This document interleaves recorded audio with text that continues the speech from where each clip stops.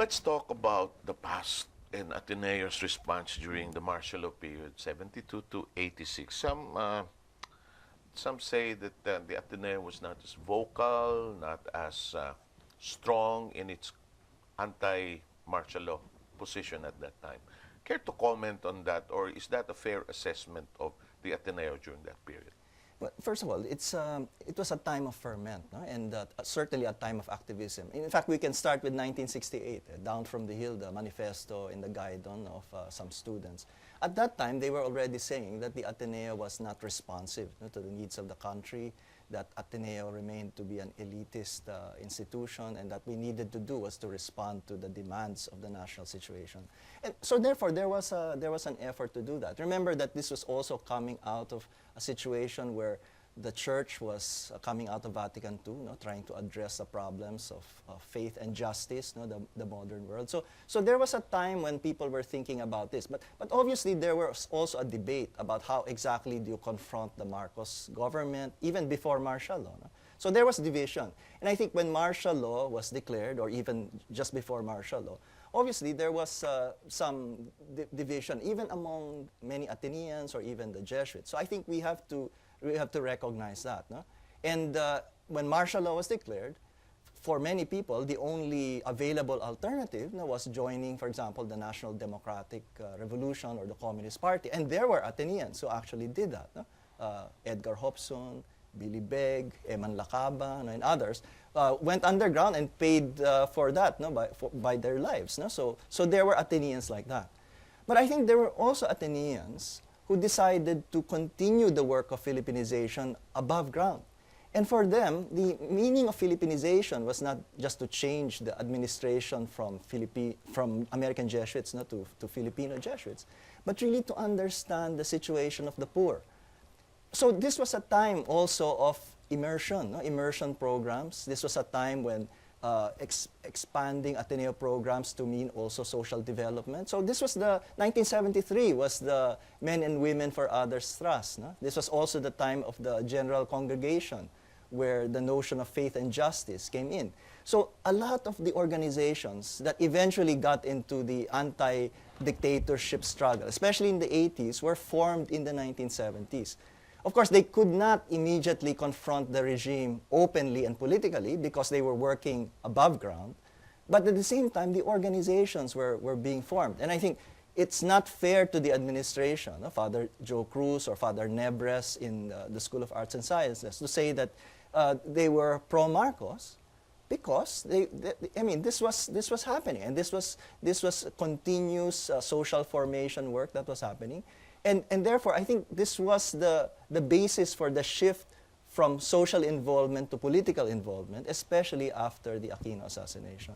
And I think this is very important in building the nonviolent alternative, which crystallized in EDSA in 1986. So it did not emerge overnight. So it was not just 4 days of EDSA. This was a long process dating back to the late 1960s, but even through the 70s, when we were organizing, we were also forming student leaders, and eventually challenged them to get involved politically, to confront the Marcos government directly. Of course, that was provided by the democratic space out of the Aquino assassination. I think that was very important. I think it catalyzed a lot of the pent-up emotions and the need to get involved, and which was happening. And I think the alternative of active nonviolence evolved at that time. Ateneo responds in different ways, different during martial law. Were there differences because there is no perfect presidency? The accusation against Ateneo is that it was not as vocal during the pitfalls and the shortcomings of the Cory administration or of this administration of President Aquino. Is that a fair evaluation of Ateneo, that it was not as vocal compared to the Marcos era or the Joseph Estrada and EDSA too? Well, I think it's not also fair, because I think many of us recognize that EDSA was a genuine victory. It was a genuine popular achievement against dictatorship. So that's why I think our statement is also saying that we have to recognize that EDSA was something that was valuable, and therefore there was something really true about the victory over dictatorship. But I think we also know how imperfect even the vision of EDSA was, and there were also certain limitations the moment many of the democratic institutions were restored, no? Which included, I think, restoration of some elite. So we recognize its limitations in terms of inclusiveness politically. We still have a political system which in many ways favors the elite.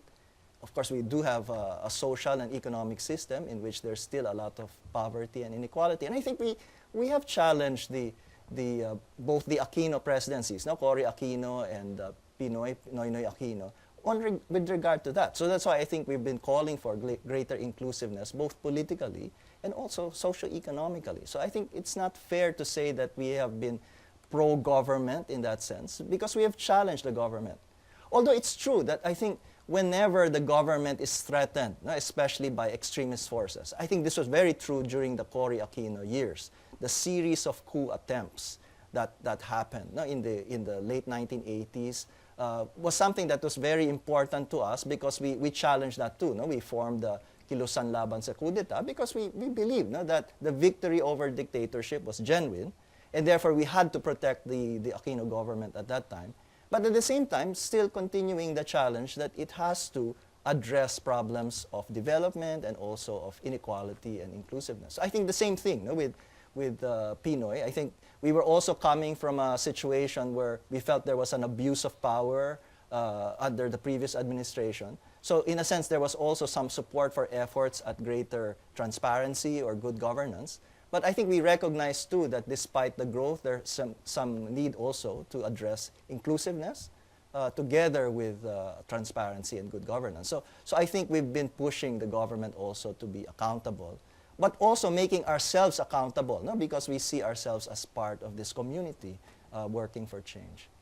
Benjie, those who experienced EDSA 30 years ago say a lot of the present generation, our students, do not understand what we fought for then, the experience of EDSA.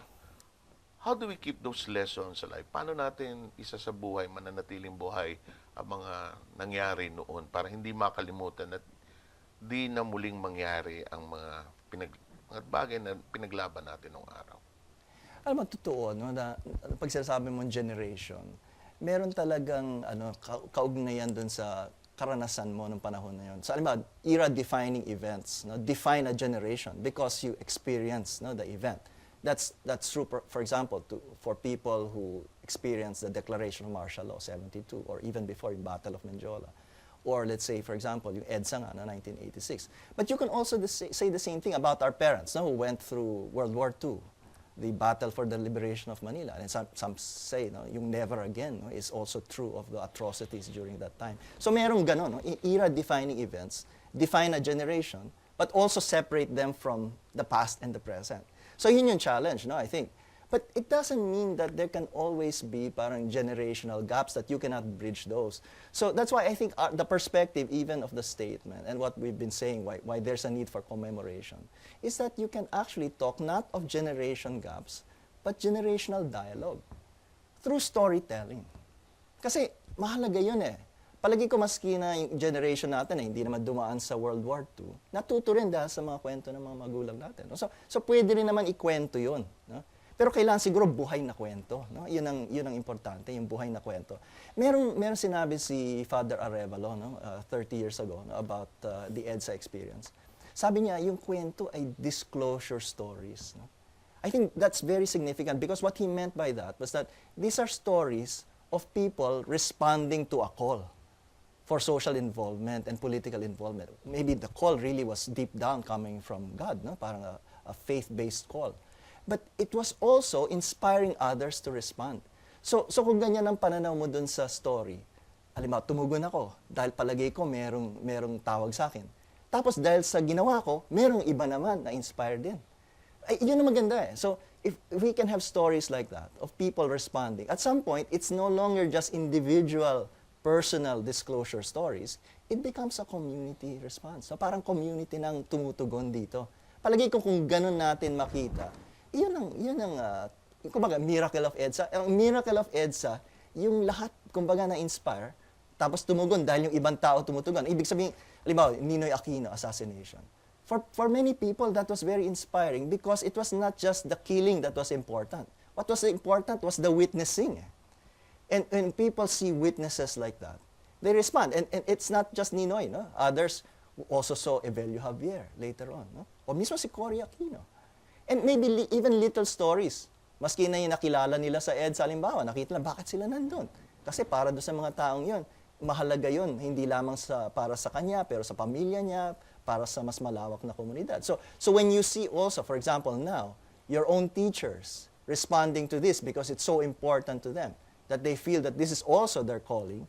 So teachers are not just talking to their students, they're talking to a wider community because that community can respond. So I think if we have this kind of storytelling and dialogue, we can have generational collective action, as it were. No? Hindi lamang my generation or your generation.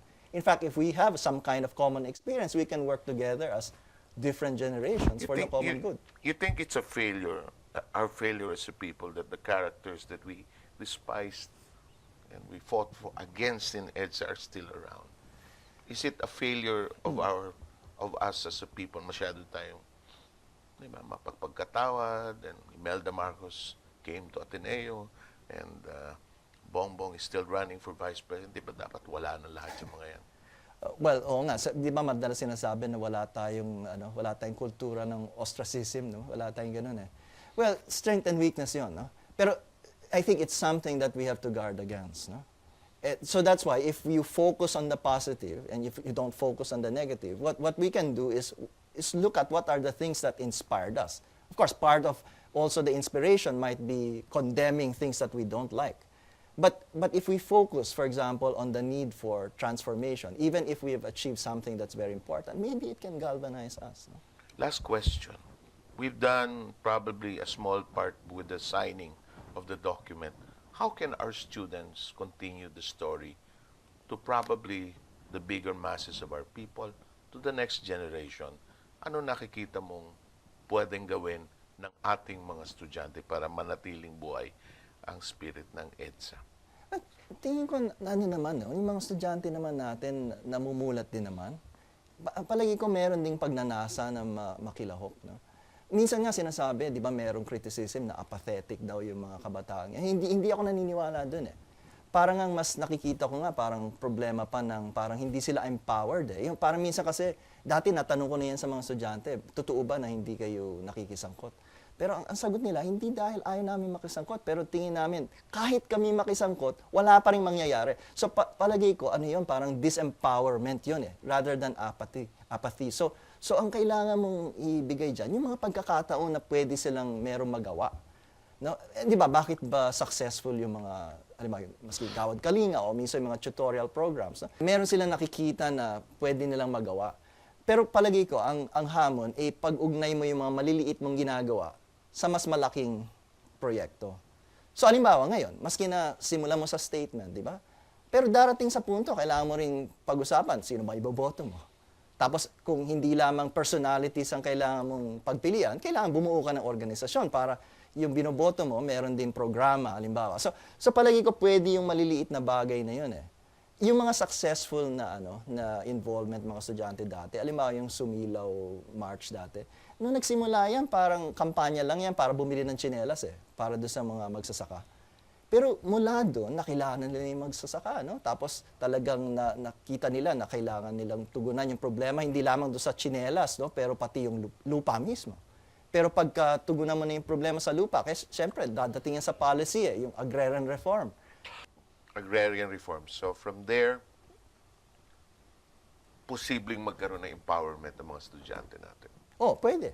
Kasi kung nakikita mo may ginagawa yung maliliit na may mangyayari doon sa maliliit na bagay na ginagawa mo, merong tutunguhan eh, na mas malaking magagawa. So kailangan may iugnay yung maliit na pagtugon sa mas malawak na layunin.